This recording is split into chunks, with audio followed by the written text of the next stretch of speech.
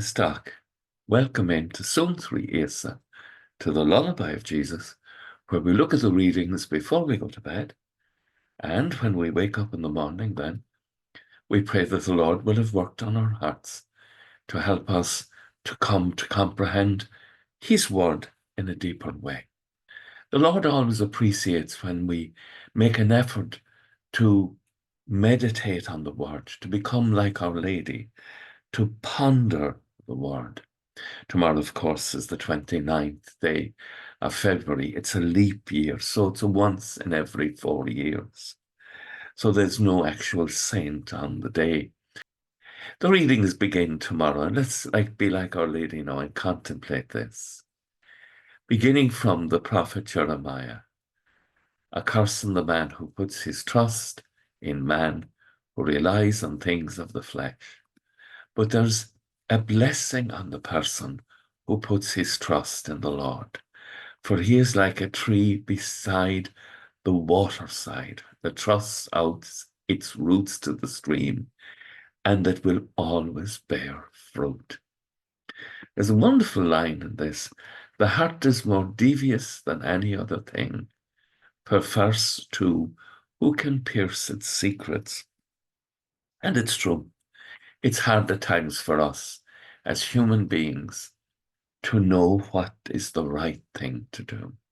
That's why it's so important to listen to God's word and to revelation, because otherwise we can really get confused about moral issues. And the Lord warns us, "I, the Lord, search to the heart to give each person what his conduct deserves." Psalm number 1 picks up the same theme about the tree that is planted by the flowing waters, and it yields its fruit in due season.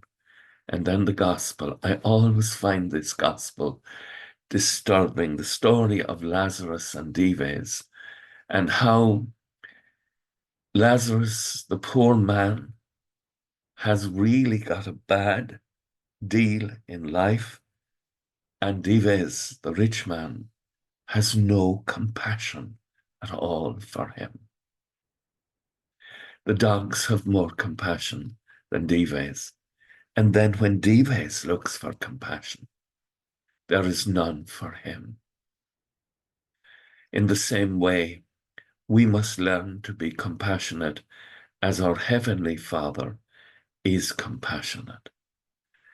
And again, the Gospel speaks to us of the duty to listen to the word of God. If they will not listen either to Moses or to the prophets, they will not be convinced, even if someone should rise from the dead. And there's an ironic piece of speech, because Christ will rise from the dead, and they won't believe it.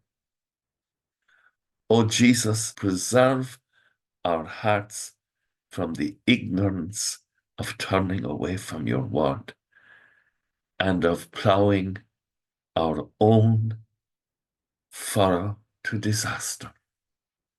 With thoughts such as these, let us go to our beds, and let us pray that we shall indeed awaken in the morning with the praise of God on our hearts and on our lips. Agus go maith dia le cóchtach sibh ahar mac agus spirit neve. Amen. Slán go fóill. Bye for now.